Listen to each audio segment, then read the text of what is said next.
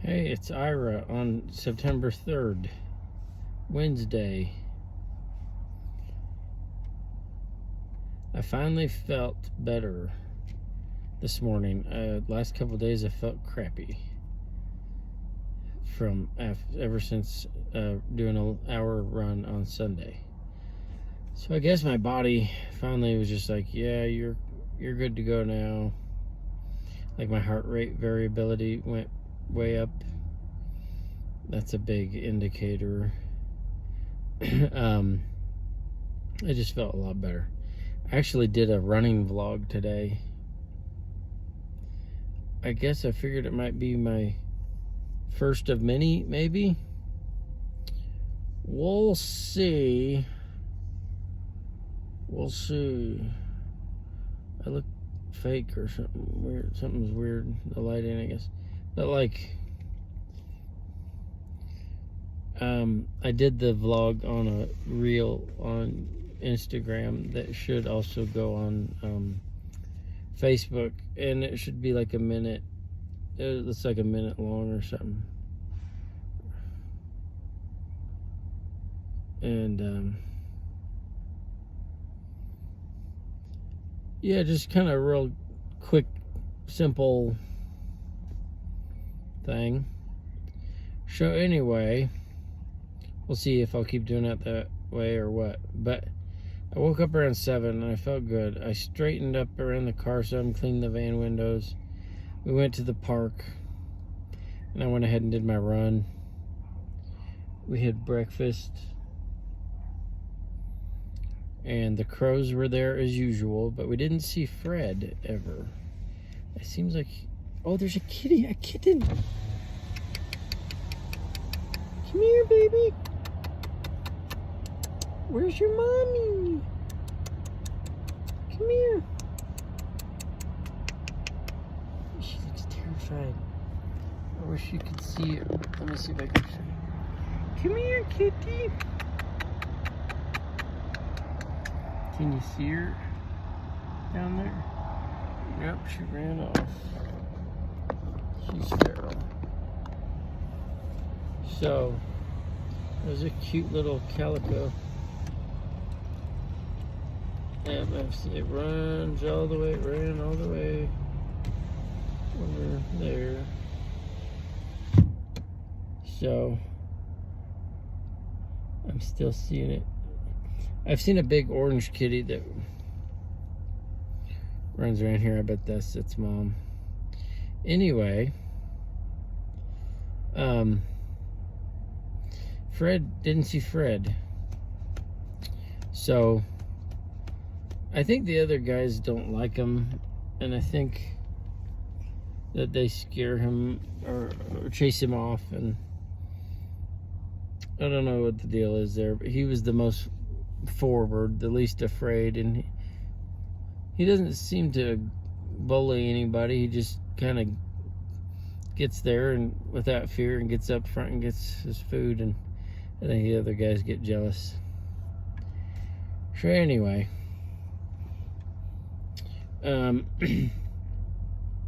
oh yeah, at the end, near the end of breakfast, there was a cop that pulled in behind us, our vehicle, while we were in the picnic shelter, and he was just a little ways behind it, not like too close to it, but it kind of seemed a little unusual. Couldn't tell if he was looking at us or not, but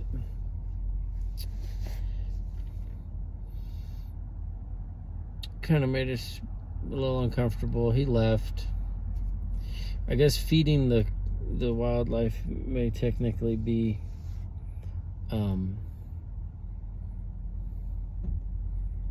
illegal potentially, so I don't know. And I know crows are typically viewed as pests. Like in Missouri, I think there's no season. I think any time of year it may I don't know if it's any time, but it may be almost any time, but I think it may be all year round, 365. You can shoot as many crows as you want. You can kill as many crows as you want. I think by whatever means. I think you could use a rifle or 10 gauge shotgun or whatever. So I guess they are considered pretty significant pests that would do a lot of damage to crops and things. But we like them. So we'll see if we can keep getting away with hanging out with them. I changed my out of my running clothes and cleaned myself up. We went to the laundromat here in Laramie, which is cool. A cool laundromat. I've put some pictures of it up. It looks like it's trapped in the 70s or something, kind of like it, but it looks, it's not like it's run down. It looks in good condition, but it's just the building is old. I bet the building was designed in the 60s, but it's just got this cool look to it, like the windows. It's all windows, like on the west side and on the or east side and north side, and they kind of slant, like out from, like, here's the base, and they kind of slant up like they're like that. So it just is a cool effect. I don't know what you call that. I don't know my architecture and design and stuff, but and they have all these big orange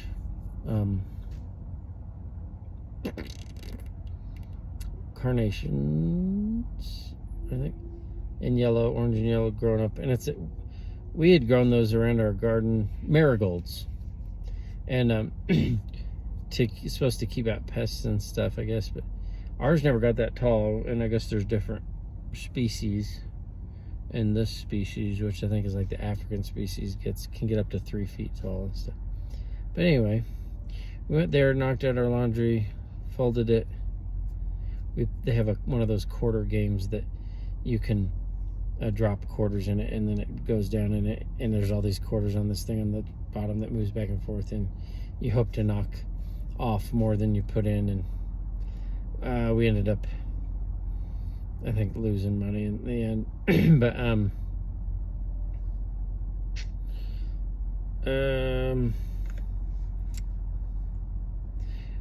let's see, what did we do? We went to lunch. We took a day off of dashing. We went to the library, and I did a blog. I finished a blog on why I don't watch the news. I'm not sure how I feel about it, but I published it out there, and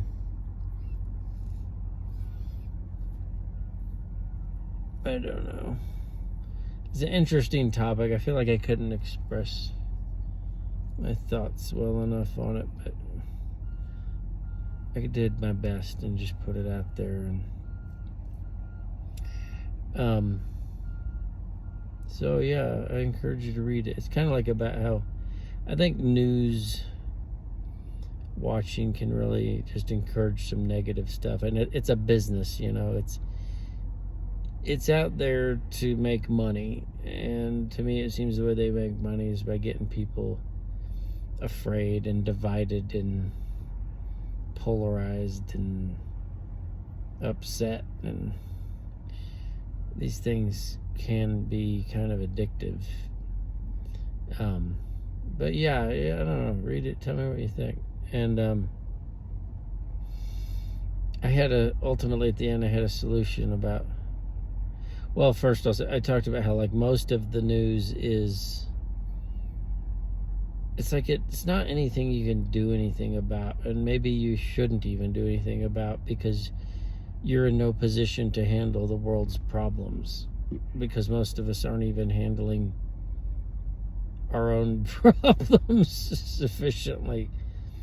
Not to say you should do nothing to help people in need around the world, but ultimately just taking on this burden. And plus, we don't even know how accurate it is. The news has been, different news outlets have been shown to withhold parts of the story, of the whole true story, and so it's like, why do we trust it so much? anyway. But in the end, I had this solution of what if everybody, and I don't remember if I've talked about this on here before, but I've been thinking about it for a long time. What if people just basically kind of had pen pals all around the world, in a variety of places, and everybody could just kind of tell each other, hey, what's going on in your area? And that is basically news. Because, you get told these things about the state of things in places, but it doesn't, I think it gives you a false impression of what is going on in the rest of the world in general. So, and I thought you could call it grassroots news. It could be like an app or something. I don't know how you'd make sure to keep it all accurate and honest, but I don't know. That's just a concept.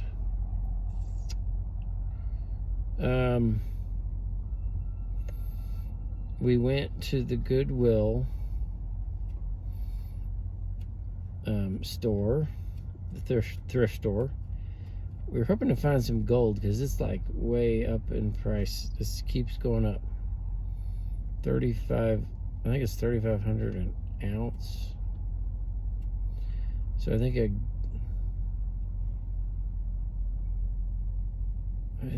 a gram is like about a third of that. Should be a little over 1,000. And dang, we just sold some gold about a year ago, and it was nowhere near that price. Whoops.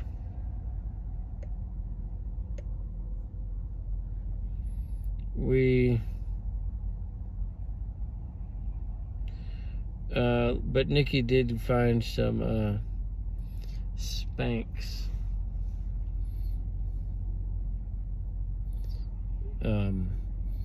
Which she was like, wait, these are worth a lot normally, and like I think she paid $3 for them or something, and it looks like she could sell them for a lot more potentially on eBay.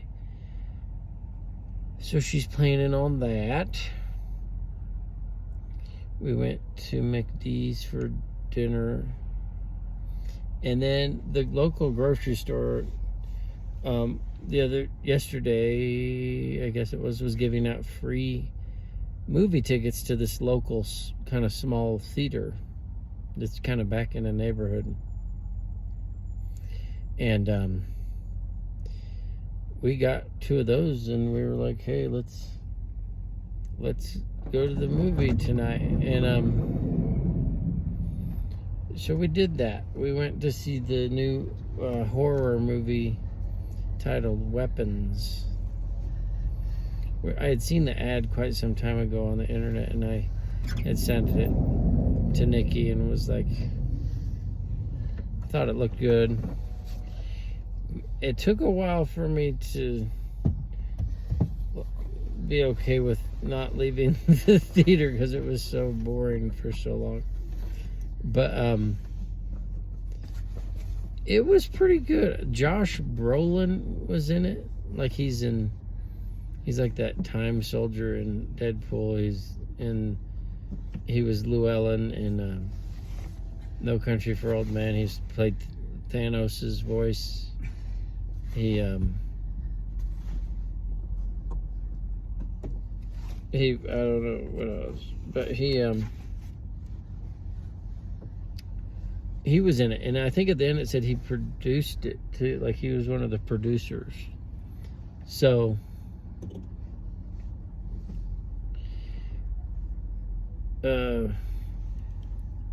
anyway, it was interesting. It was a cool script, I guess. It was unique, it seemed to me. I don't know all my horror, but it seemed to me like that was unique. And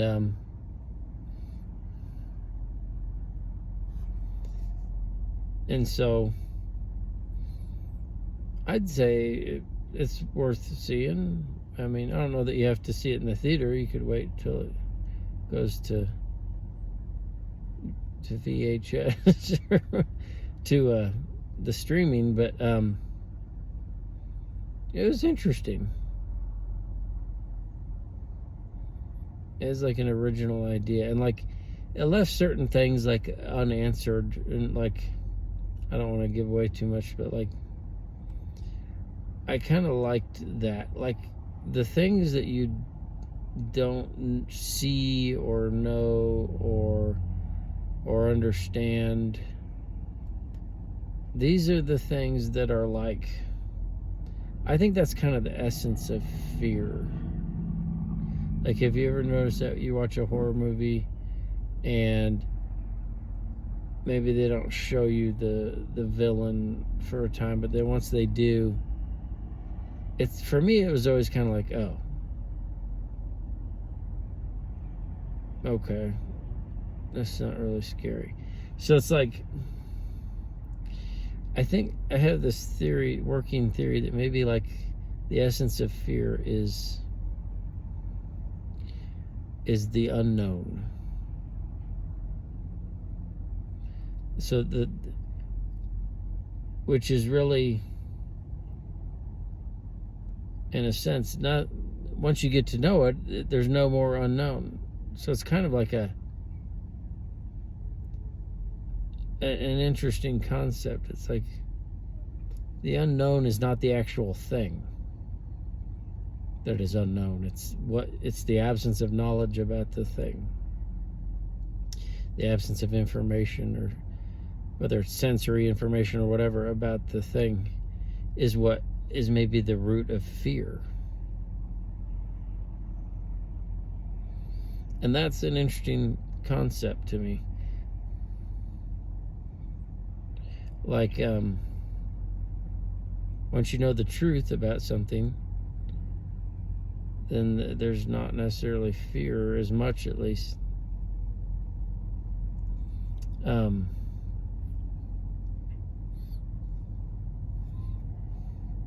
One thing that I noticed with camping and stuff,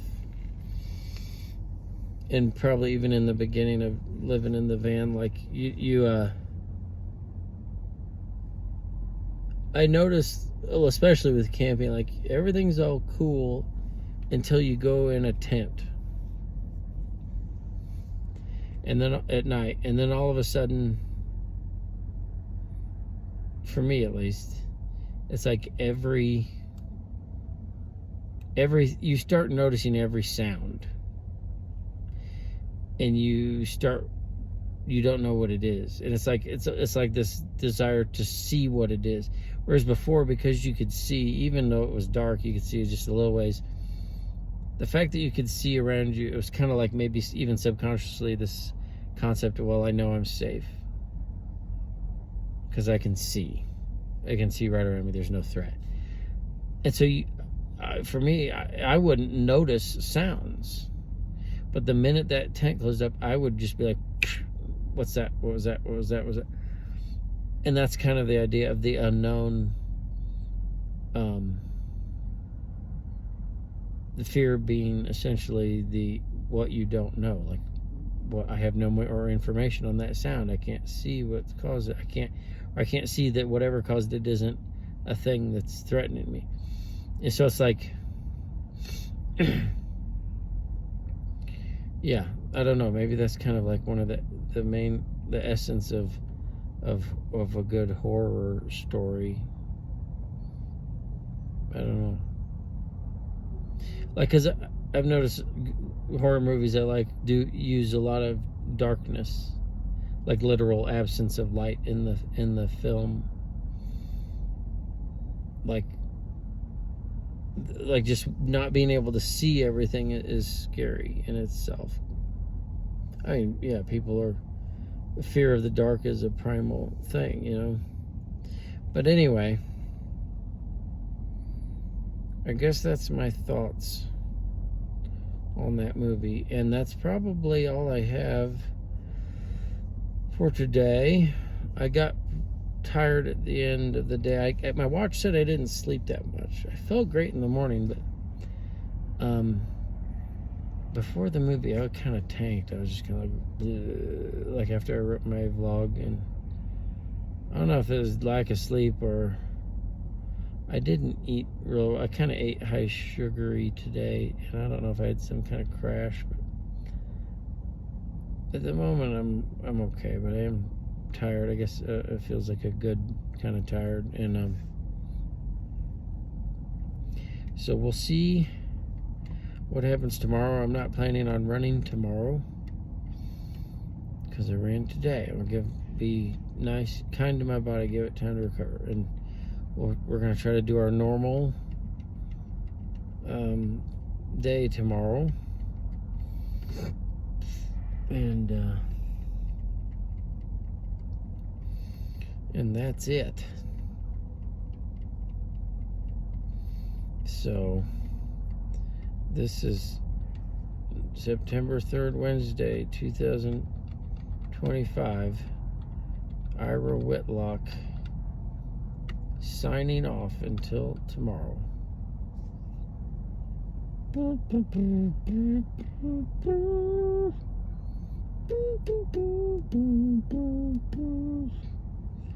Like the old TV stations would play the national anthem at when they went off the air, because they'd go off the air. That's a topic. And I'm gonna go off the air like those old channels. All right, thanks for watching. Bye.